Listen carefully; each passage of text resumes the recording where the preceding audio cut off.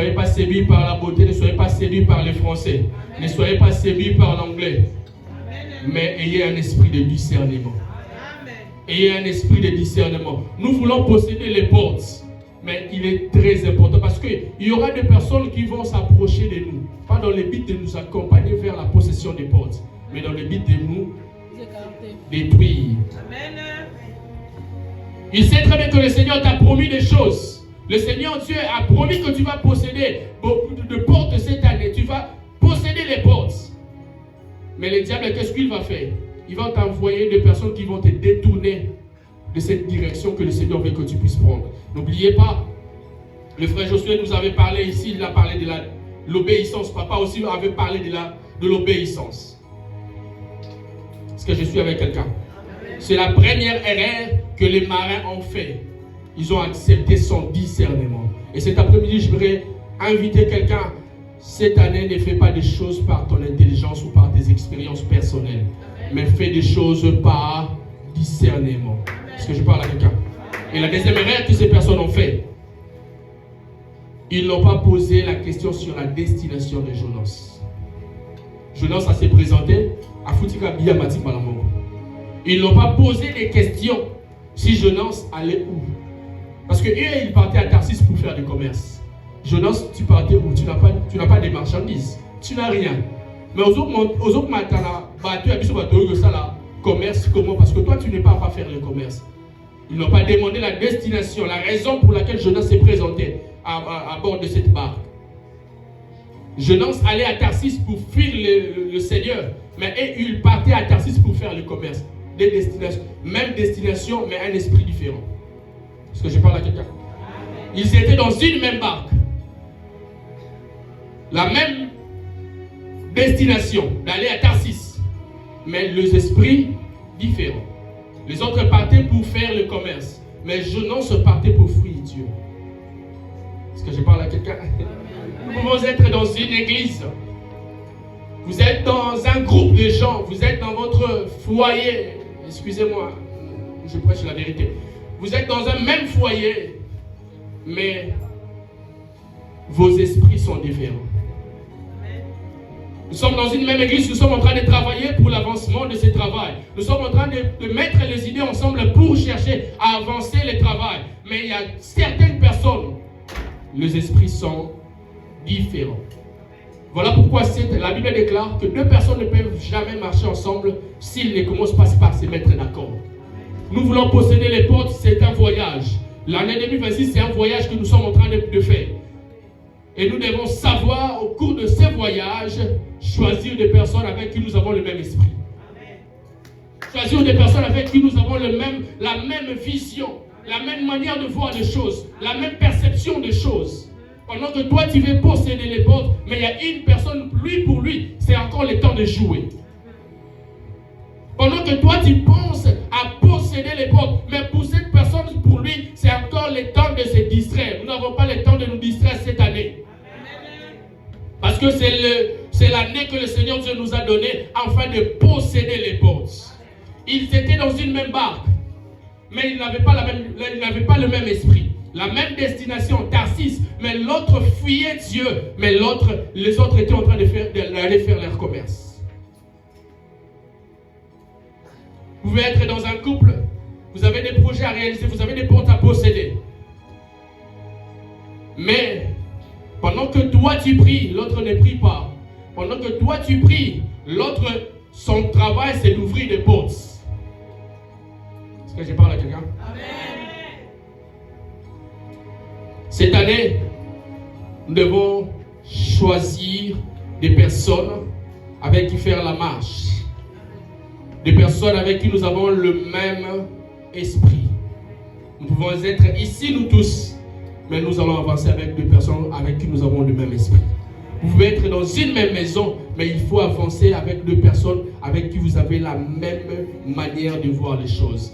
La Bible déclare, lorsque vous lisez le livre des Nombres, lorsque Moïse a envoyé les espions pour aller espionner le pays des Canaan, la terre que Dieu avait promis aux enfants d'Israël. La Bible déclare que Moïse a envoyé 10 espions et il a envoyé encore 2 autres, Josué et Caleb. Il a envoyé Josué et Caleb, il a envoyé encore les 10 autres. Mais lorsqu'ils sont réveillés, ils ont fait 40 jours. Les 10 espions, les 10, ça les même jour. Ils espionnaient même pays. Mais lorsqu'ils sont rentrés, ils ont un rapport différent. Ils ont un rapport différent. La Bible déclare que les 10 autres, ces pays, vraiment, il y a des géants dans ces pays-là. Oui, le pays est tellement très beau. Mais il y a des géants, nous ne pourrons pas accéder. Nous ne pourrons pas avoir accès, nous n'allons pas posséder cette terre. Parce qu'il y a des géants dans cette ville. Mais la Bible déclare, les autres deux qui étaient restés, Josué et Caleb, ils ont aussi vu les géants. Ils ont aussi vu que le pays était beau. Ils ont vu aussi qu'il y avait des hommes forts dans cette ville. Ils ont aussi vu ces choses-là comme les autres. Mais la Bible déclare ici, pendant que les autres voyaient que c'était impossible de les posséder. Mais Josué et Caleb se sont dit, nous allons monter parce que nous devons posséder cette terre. Pendant que les autres sont rentrés avec un autre rapport, disant que nous ne pouvons pas. Mais Josué et Caleb n'avaient pas cette même vision de choses. Josué et Caleb, leurs yeux ou leurs regards étaient fixés sur la promesse. Dieu a dit, vous allez posséder les portes. C'est tout ce qui a intéressé Josué et Caleb. C'est tout ce qui a intéressé Josué et Caleb. Dieu, oui, malgré qu'il y a des géants, mais Dieu nous a promis que nous allons posséder les portes. C'est tout, nous allons monter. Mais les autres, ils ont seulement vu les géants. Ils n'ont pas vu la promesse. Nous allons marcher cette année avec des gens avec qui nous avons la même vision, la même manière de voir les choses. Pendant que les autres sont en train de voir c'est impossible, mais nous sommes en train de croire. Non parce qu'il n'y a pas de géants, mais parce que nous avons une promesse. Nous avons une parole. Nous avons une parole. Nous avons une parole qui nous accompagne pour posséder cette terre, pour posséder les territoires, pour posséder même cette ville. J'ouvre une parenthèse, je donne un exemple. Je vais vous raconter une histoire. Lorsque nous étions en train d'organiser un festival de la parole, en tout cas vraiment, la calendrier, la vie, il faut nous avoir tant ébélé à prier. Il faut que je gêne, il faut vraiment que je puisse prendre beaucoup de temps dans la prière, au-delà de ce que je fais déjà. En tout cas, je dois vraiment consacrer beaucoup de temps dans la prière. Et il y avait un frère qui me disait, même à la veille de ce programme, il était en train de me dire, yo, dans le moment, il faut l'enfermer quelque part, en train de prier, en train de gêner. Mais il y a une chose qu'il ne savait pas. Tout ce que j'étais en train de préparer, tout ce que j'avais mis comme calendrier, comme méthode de préparation,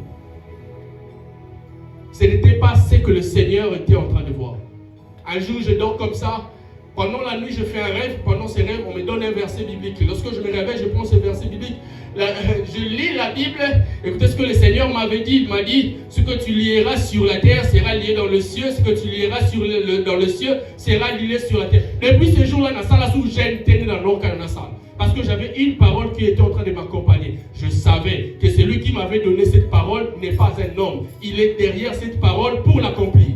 Il suffisait seulement que je puisse parler et les choses marchent comme elle était en train de marcher. Nous sommes ensemble, mais nous n'avons pas la même manière de voir les choses. Et cette année, tu dois choisir des personnes qui ont la même vision que toi. Tu dois choisir les gens qui ont le même esprit que toi. Même au milieu de serviteurs, nous devons avancer avec des gens avec qui nous avons le même esprit. Nous devons avancer avec les personnes avec qui nous avons le même esprit. Même dans nos familles, même dans notre entourage, nous devons avancer avec des personnes qui ont la même vision que nous. Ils étaient dans une même barque, mais une destination différente. Ils étaient dans un même bateau, mais ils n'avaient pas le même esprit, la même vision, la même manière de voir les choses. Est-ce que je suis en train de parler à quelqu'un? Là, c'était la deuxième erreur. Et la troisième erreur que ces marins ont fait. Ils ont estimé que leur expérience suffirait. Ils ont estimé. Parce qu'ils connaissaient que Tosa vraiment va Dieu même lorsque la tempête va s'élever, tu as déjà ma stratégie, ma méthode de tuer les actes. tu as laissé entrer dans ta vie parce que tu maîtrises les ABC de ta vie. D'accord, pas de problème. Mais je voudrais te dire que le diable aussi a des informations sur ta vie. Je parlais à quelqu'un. Dieu est en train de parler à Job. Active mon serviteur Job. Le diable a dans sa vie. Ça se comprend que le diable connaissait Job. Il avait des informations de Job. Ils ont estimé que leur expérience suffirait. C'était des marins expérimentés. Ils connaissaient tellement très bien la mer. Ils étaient préparés pour la tempête naturelle. Mais ils n'étaient pas préparés pour une tempête qui était spirituelle. Et ils ne savaient pas. En laissant entrer Jonas dans la barque, ils allaient faire face à une tempête qui n'était pas d'habitude, qui n'était pas naturelle. Lorsque vous acceptez que certaines personnes entrent dans votre vie, dans votre couple, vous acceptez que certaines personnes entrent. Oui, vous avez l'expérience. Oui, c'est comme Nicara très bien. Nous connaissons comment arranger nos problèmes. Nous connaissons comment parler entre nous et arranger nos difficultés quand il y a des difficultés. Nous le savons, comment nous savons, nous sommes très bien expérimentés. Mais vous n'êtes pas préparés pour ce qui vous attend spirituellement. Est-ce que je parle à quelqu'un? Ils avaient la connaissance que lorsque la tempête va s'élever, nous allons faire ceci, nous allons faire cela. Pour contourner la tempête. Mais ils n'étaient pas préparés pour une tempête qui était spirituelle. Voilà pourquoi je nous demande cet après-midi de ne pas faire cette erreur que ces marins ont fait, d'accepter son discernement. Vous devez prier. Le Seigneur Dieu nous a promis de posséder les portes. Mais oui, nous devons prier.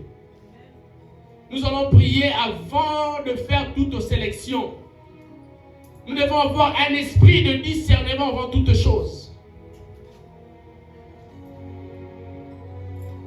Avant de laisser entrer dans votre barque, qui que ce soit, prenez le temps de prier le Seigneur. Avant de dire vos secrets à une personne. Avant d'informer une personne à propos de votre situation. Comment tu vas? T'es Mikolo Koutou. Santé, ça a vraiment bien été. Et tu ne sais pas, la personne que tu es en train de former à Aïba, est-ce que plan de ça là qu'ils ont marché ou pas? Pour qu'elle va passer dans une autre vitesse. Et toi tu parles. Comment tu vas, Mikolo? Vraiment, oui, le Seigneur Dieu nous a bénis. En tout cas, mon cher, Mikolo, la compte sera la remise à $18 000 dans un mois.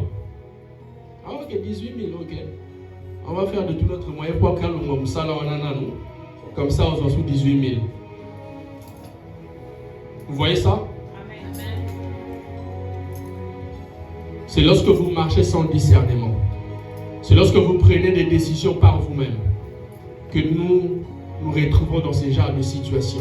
Il n'y a aucune décision importante de la vie qu'une personne a déjà pris par lui-même et qui a réussi. Non. C'est toujours avec l'aide du Seigneur, parce que le Seigneur Dieu connaît ce que nous ne connaissons pas. Il maîtrise le cœur des gens. Vous savez pourquoi Dieu a mis le cœur d'une personne à l'intérieur? Vous savez pourquoi Dieu a mis ça dans les... Tout le monde, c'est que la personne est en train de penser sur l'autre. Tout le monde a mis les... C'est Jésus qui maîtrise toutes ces choses. Amen. Cette année, discernez très bien les personnes. Discernez très bien. Priez le Seigneur pour des personnes que vous voulez accepter dans votre vie, dans votre ministère, dans votre église, dans votre groupe, dans votre maison. Surtout, entre parenthèses,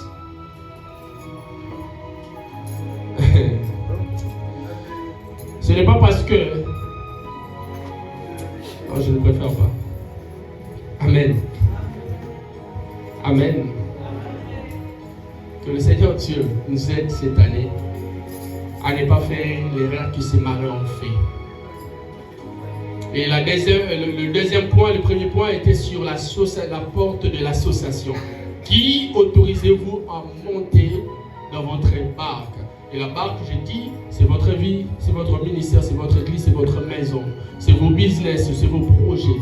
Qui choisir? Qui laissez-vous entrer? Qui laissez-vous monter dans votre barque? Est-ce que je parle à quelqu'un? Et le deuxième point, je crois que nous allons peut-être nous limiter par ici, mais il y a d'autres choses que nous allons parler même prochainement.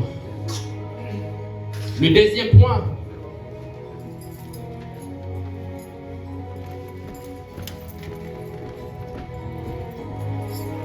le marin a payé les prix d'une chose qu'il n'avait pas fait. Ce que j'appelle ici, je suis toujours dans l'association. Les marins se sont associés à une personne qui était en train de fuir le Seigneur. Les marins sont tombés victimes d'une personne qui était en train de fuir le Seigneur. Le verset 4, Jonas chapitre 1, le verset 4, si on peut le lire rapidement. La porte de la contamination, ce que j'appelle la porte de la contamination, quand le péché d'un autre nous affecte. Jonas chapitre 1, le verset 4.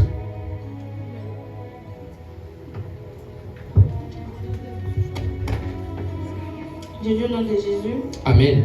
Mais l'Éternel fit souffler sur la mer un vent impétueux, et il s'éleva sur la mer une grande tempête.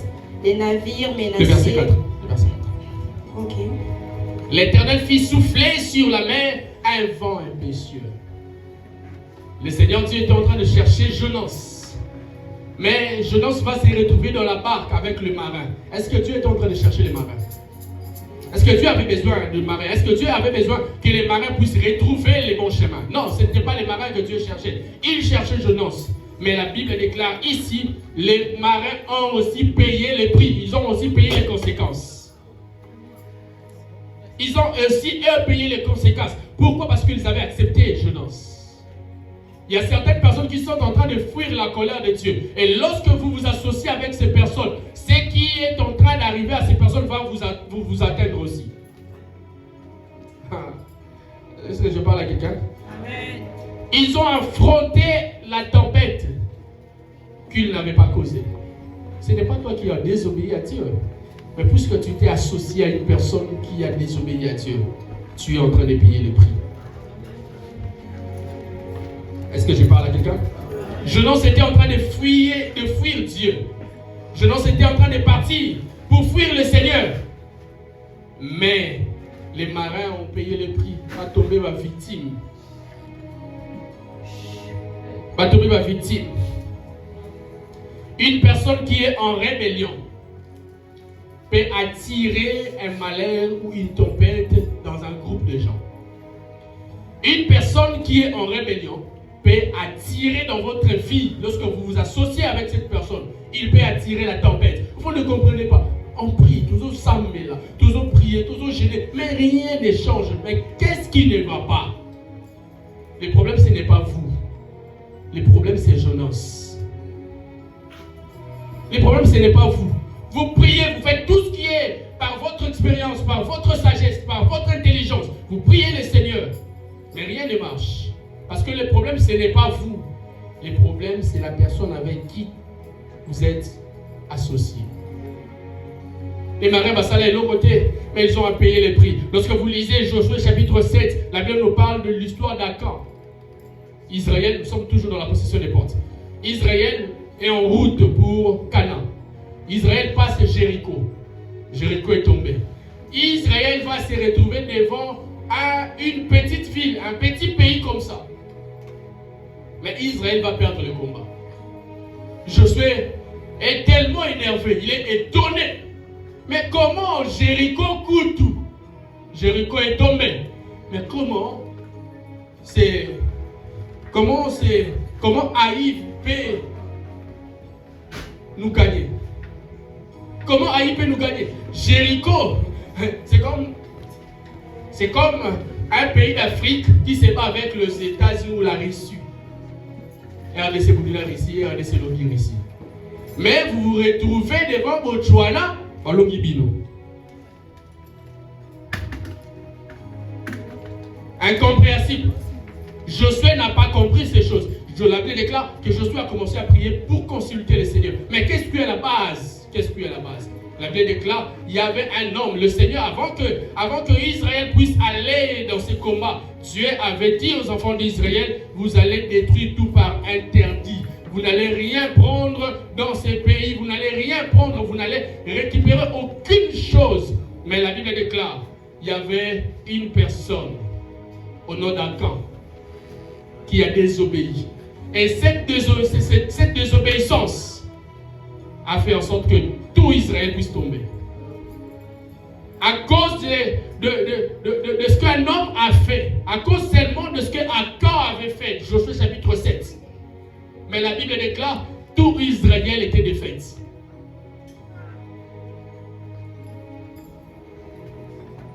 Est-ce que je parle à quelqu'un? Tout Israël était défait. Non parce que tout Israël avait péché. Non parce que c'était tout Israël, tous les enfants, tous les tribus des enfants d'Israël qui ont touché aux choses qui étaient interdites. Non. Mais à cause d'une seule famille, à cause d'une seule personne. Mais tous les enfants d'Israël ont perdu le combat. Il y a certaines choses lorsqu'elles vous arrivent, ce n'est pas vous. C'est peut-être votre entourage qui vous empêche d'accéder, qui vous empêche de posséder les portes.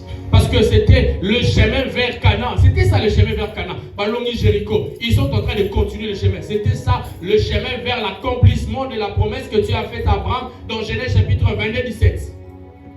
Mais arrivé en route, il est Mamabé. Et cet après-midi, vous devez faire sortir cette personne de votre entourage, de votre vie, de votre famille, si vous voulez posséder les portes. La Bible déclare que les enfants, qu'est-ce que Josué a fait? Ils ont exterminé non seulement la personne qui était la base, et la famille. C'est comme moi, ce que Josué a fait. Non seulement qu'ils ont terminé avec Akan, mais toute la maison, toute la famille. Je sais que ça sera parfois difficile, mais cet après-midi ou cette année, vous devez vous séparer des Akans. Vous devez vous séparer des Jonas. Vous devez jeter Jonas dans l'eau. C'est le même qu'avec Géasi, lorsque vous lisez 2 Rois chapitre 5. C'est Géasi, il y a un homme qui pique. Il y a un homme qui roi. Il y a un homme qui mais lorsque la malédiction est tombée, ce n'était pas seulement tombé sur Géasi et la descendance de Géasi. Ce n'est pas toi, c'est une autre personne. Mais cette malédiction est en train de vous suivre. Lorsque cette parole a été relâchée, lorsque cette malédiction a été relâchée, cette malédiction a été relâchée, Osara nous peut-être coûté. Mais tu es en train de subir la même chose. Pourquoi? Parce qu'il y a une personne dans votre lignée qui a fait ces choses. Et vous devez vous séparer de ça. Est-ce que je parle à quelqu'un? Lorsque vous avez Jonas dans votre bateau, vous allez perdre ce que vous avez gagné légalement. Lorsque vous avez Jonas dans votre bateau, vous allez perdre ce que le Seigneur a promis de vous donner cette année. Lorsque vous avez Jonas dans votre bateau, lorsque vous avez une chose en vous qui est en train de déplaire à Dieu, vous allez perdre ce que Dieu vous a donné cette année. Lorsque vous sortez de ces quatre, lorsque vous avez en vous une chose, ce que papa était en train de dire, jetez votre manteau. Lorsque vous avez votre manteau, lorsque vous avez un Jonas dans votre vie, il va toujours vous empêcher de posséder les portes. Tout ce qu'il va permettre dans votre vie, c'est la tempête.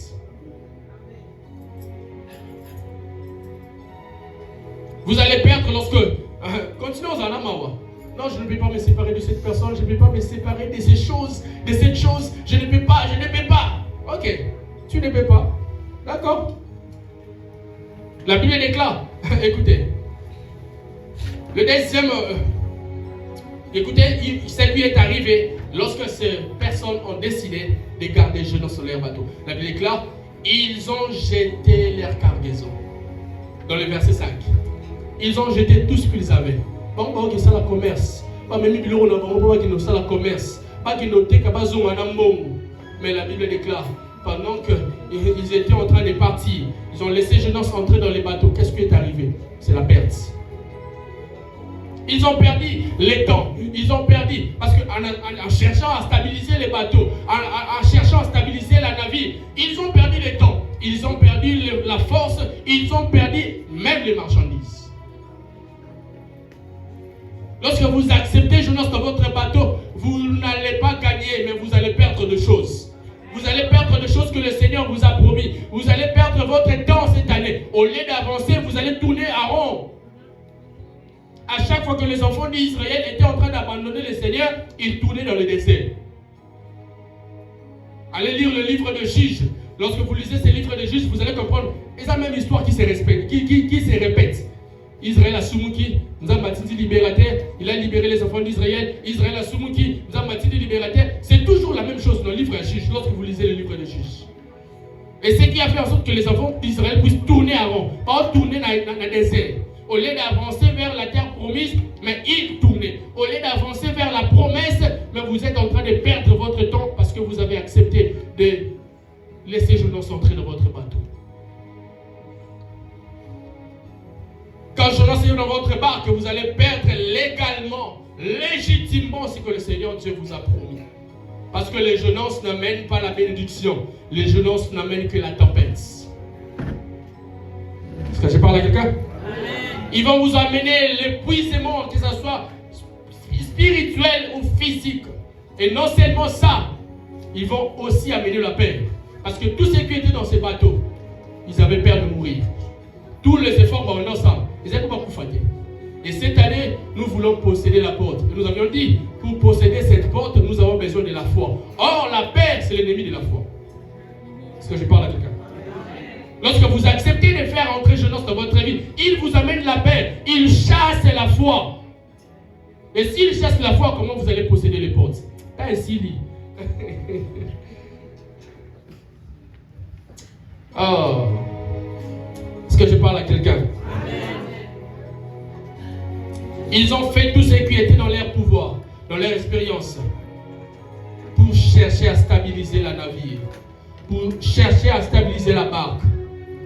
Malgré la stratégie, malgré les expériences, mais rien n'avait arrivé jusqu'à ce qu'ils puissent prendre une très bonne décision. Et ce qui est parfois bizarre, c'est la personne qui est la cause a fallu tranquillement. Lorsque vous lisez le verset 6, les autres sont en train de prier. Chacun priait son Dieu. Mais Jonas,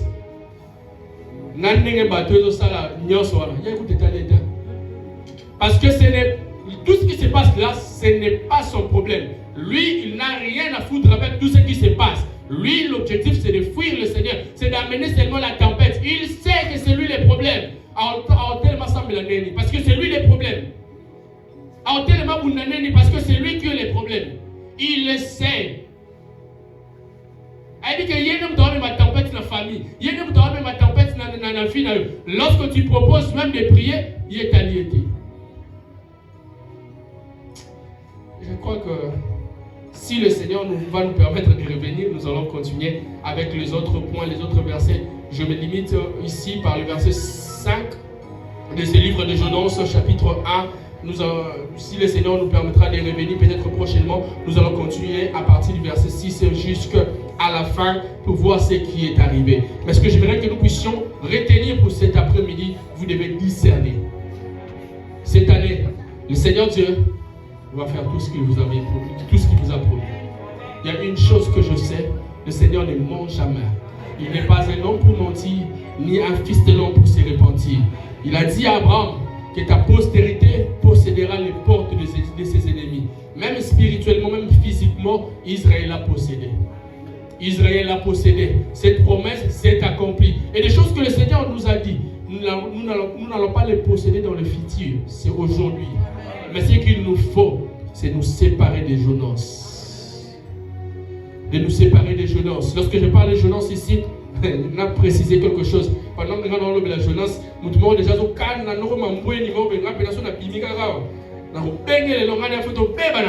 je ne parle pas de ça. Lorsque je parle de jeunesse, je parle de ce péché-là que tu y es en train d'entretenir, de cette désobéissance que tu es en train d'entretenir, de ce manque de foi que tu es en train d'entretenir, de ces choses-là qui t'empêchent d'avancer, de ces choses qui laissent entrer dans ta vie la tempête.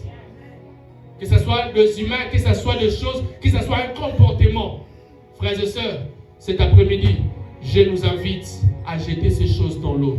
Si nous voulons voir la tempête se calmer, si nous voulons voir le calme se revenir dans les bateaux, nous devons prendre la décision et le courage de nous séparer de ces choses. Si nous voulons posséder les portes, nous devons prendre le courage de nous séparer de ces choses. Que le Seigneur Dieu vous bénisse et qu'il vous accorde tout ce que vous avez besoin cet après-midi.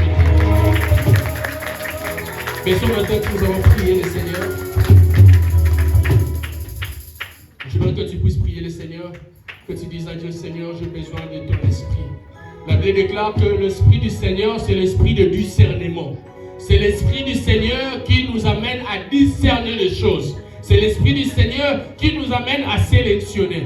Je veux que tu puisses prier le Seigneur et dire à Dieu, Seigneur, dans chaque décision que je vais prendre cette année, Seigneur, je prie que ton esprit m'aide à discerner, que ton esprit m'aide à discerner, que ton esprit m'aide à choisir des personnes avec qui je vais faire marche cette année, avec qui, Seigneur, je vais marcher dans mon projet, dans mon business, dans mon foyer, dans mon futur, Seigneur. Je prie, Seigneur, dans mes décisions, que ton esprit me donne l'esprit de discernement.